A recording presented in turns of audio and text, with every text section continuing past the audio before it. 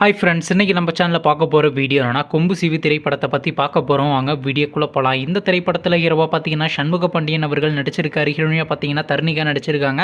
சரத்குமார் மற்றும் சில பல பிரபலங்கள்லாம் அந்த படத்தை நடிச்சிருக்காங்க. இந்த திரைப்படம் ஒரு ஆக்ஷன் ட்ராமா மூவி. படத்தோட டேரக்டர்ன்றது பொன்ராம் அவர்கள் தான் அந்த படத்தை இயக்கியிருக்காரு. மியூசிக் டேரக்டர்ன்றது பார்த்தீங்கன்னா நம்ம யுவன் சங்கர் ராஜா அவர்கள் தான் அந்த திரைப்படத்துக்கு இசையமைச்சிருக்காரு. அதுக்கப்புறம் வந்து இந்த திரைப்படத்துடைய அஃபிஷியல் டீசர்லாம் ரிலீஸ் பண்ணியிருந்தாங்க.